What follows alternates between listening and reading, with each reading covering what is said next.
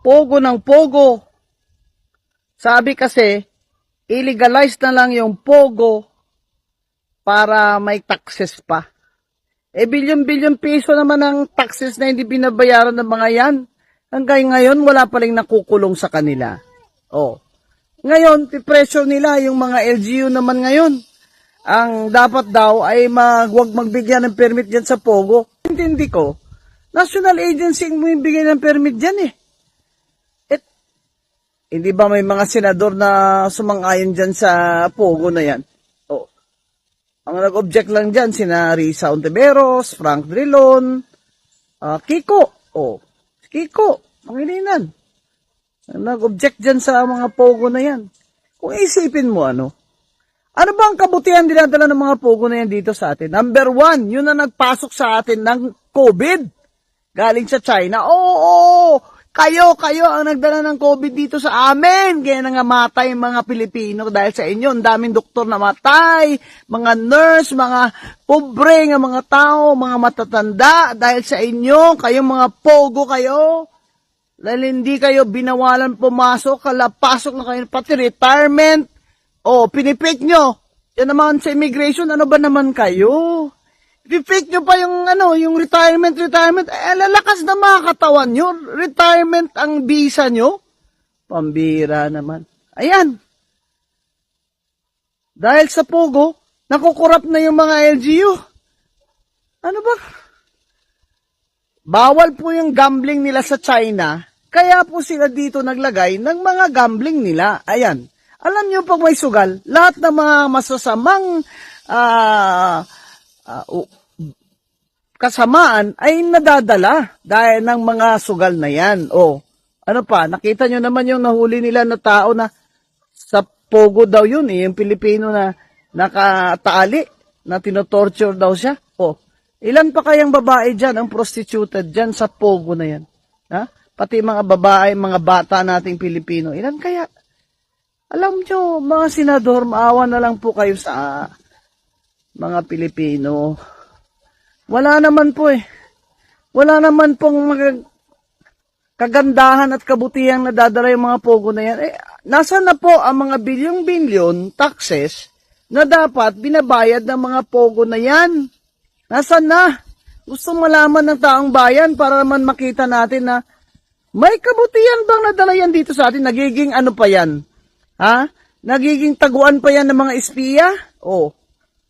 Nagiging taguan kasi ngayon ang issue mga kababayan ay national security na against China. Yun ang issue dito ngayon Hindi yung pagkano taxes, ilan ang makakatrabaho dyan sa Pogo. Alam nyo, iloloko lang tayo ng mga yan. Ilang Pilipino ba hinahayan nila? Baka janitor, baka driver.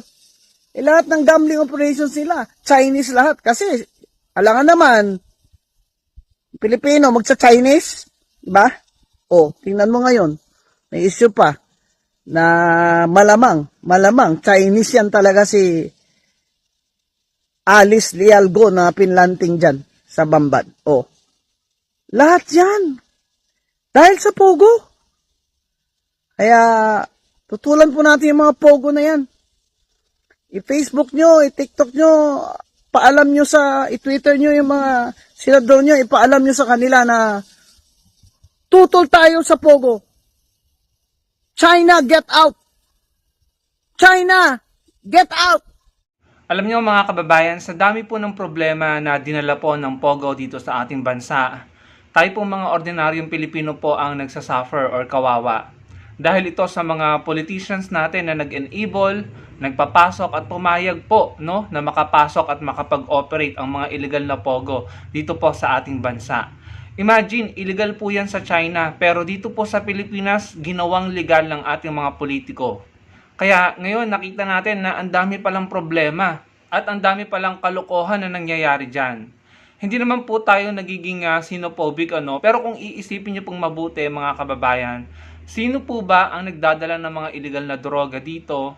Sino po ang nagpapasok ng mga peking produkto dahil sa mga illegal na smuggling, At paano po sila nakakapag-operate ng illegal smuggling dito? At sino rin po ba ang nanghaharas sa atin at umaagaw ng ating mga karapatan at teritoryo dyan sa West Philippine Sea? Again, hindi po tayo sinophobic dito, pero yung realidad, talaga naman pong nakakapikon at nakakagalit dahil tila nananadya sila. Dahil parang yan po yung paraan nila, no? Yan po yung paraan nila para po tayong mga Pilipino at ang ating bansa ay mangyayat, no? Na mabalahura, na magkaroon tayo ng maraming problema dito sa bansa natin. And then sa kanila, gagawin ang gusto nilang gawin. Na para bang hindi pa man po nagkakaroon ng gera, parang talo na po tayo. Dahil sa sobrang daming problema na inilagay nila sa bansa natin. Hindi naman po tayo, kung ako tatanungin nyo, hindi naman po talaga tayo nakikinabang sa kanila. Tayo po yung bili ng produkto nila, tayo yung nagpapasok ng pera sa kanila. Sila po yung yumayaman, no? Between sa bansa natin at sa bansa nila, sa akin pong palagay, sila po talaga yung nakikinabang. Hindi po yan papasok talaga sa investment or sa trade sa ating bansa nang hindi sila ang nakikinabang at hindi sila ang nakakalamang. Yun po yung observation ko. Tignan nyo, ang dami pong mga kabataan ang nalulong, nasira ang buhay dahil po sa illegal na droga. Sino po bang nagpapasok ng mga yan? Sila po nakikinabang sa atin, kakapasok nila dito ng mga peking produkto nila na hindi nagbabayad ng buwis dahil smuggled po. Ang masakit po nito, may mga pinuno po tayo at politicians na inaalaw ito na siguro nakikinabang din, kaya po nangyayari yan. Yun po yung masaklap Meron po tayong mga politiko na nasusuhulan at tayong iba, sila pa mismo ang nag-enable, no? At protector ng mga ganyang kalakaran, ng mga ganyang negosyo dito sa bansa natin, na malalaman mo na hindi naman pala nagbabayad ng buwis. Kaya siguro out of frustration, nagsalita na po si Atty. Guanzon. Dahil nakaka-frustrate naman po talaga. Mabuti pa nga sila Senator Risa, Senator Drilon at Senator Kiko Pangilinan, sila pala yung tumutol dyan. At naalala ko nung eleksyon, si Atty. Lenny lamang po ang hindi sumang-ayon sa Pogo nung tinanong sila ni Jessica Soho. In fairness kay PBBM, in fairness sa administrasyon ni Pangulong Marcos Jr., naiimbestigahan, nabubuklat, at nauusisa at nabubunyag, no? Nabubulgar ang mga nangyayari dyan. At nakikita natin na hinahayaan lang niya si Senator Risa na imbestigahan at maisuwalat sa publiko ang mga nangyayari dyan sa Pogo. At marami pala tayong hindi alam. Ngayon, nalaman na natin na hindi naman pala talaga tayo nakikinabang. Ang masakit nito, may mga kababayan tayo na dumedepensa at nagtatanggol sa mga yan. At kilala niya na sila, karamihan sa kanila mga DDS, na basta ba pag may kinalaman sa China or sa Chinese, to the rescue, yung mga yan. Talagang dedepensahan nila, mag-aastang mga abogado ang mga yan para lamang mag-gaslight, no? Yung mga Pilipino at maibaling ang sisi sa atin. Uulitin ko, sino po yung nagpapasok ng mga illegal na gamot or droga sa bansa natin? Mga illegal na produkto, smuggling, at sino po yung kumakamkam ng ating karapatan na teritoryo sa West Philippine Sea?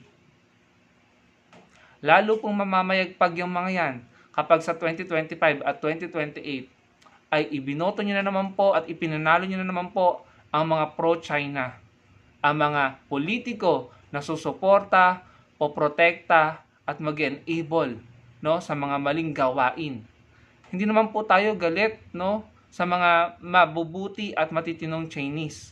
Pero yung ginagawa ng kanilang gobyerno sa West Philippine Sea natin at yung ginagawa ng kanilang mga kababayan sa mga pogos, no, mga illegal na pogo at pagpapapasok ng mga illegal na droga dito sa bansa natin, yun po ay hindi tama. At dapat po natin siguraduhin na hindi po tayo magluluklok ng mga politiko na magiging katulong, katuwang, or supporter ng mga gumagawa ng mga ganong illegal na bagay sa bansa natin. Dahil tayo po talaga ang magsasuffer. Dadami ang problema natin, mauubusan po tayo ng sarili nating teritoryo at property or lupa dito kasi sila po pinapakyaw nila kahit po bawal sa batas natin yan. Pero nagagawa nila yan dahil meron po silang mga katulong na mga mismo nating kababayan pa na nabibili at nasusuhulan. Baka dumating po yung time na mawala na tayo ng pag-asa at wala na tayong magagawa kundi manood na lamang dahil wala na, talo na po tayo. Sana po wag po nating hayaang mangyari yan. Ako po sa totoo lang, alam ko mahirap na iwasan ang mga China-made products, pero masusi kong ginagawa, matyaga kong ginagawa yan. Kapag hindi ko kailangan, hindi po ako bumibili para hindi po ako makabili ng mga made in China. Kung hindi ko man maiwasang bumili ng made in China, sinisigurado ko na bibili din ako ng made in the Philippines, produkto ng mga Pinoy, para matulungan ko yung mga negosyo nila.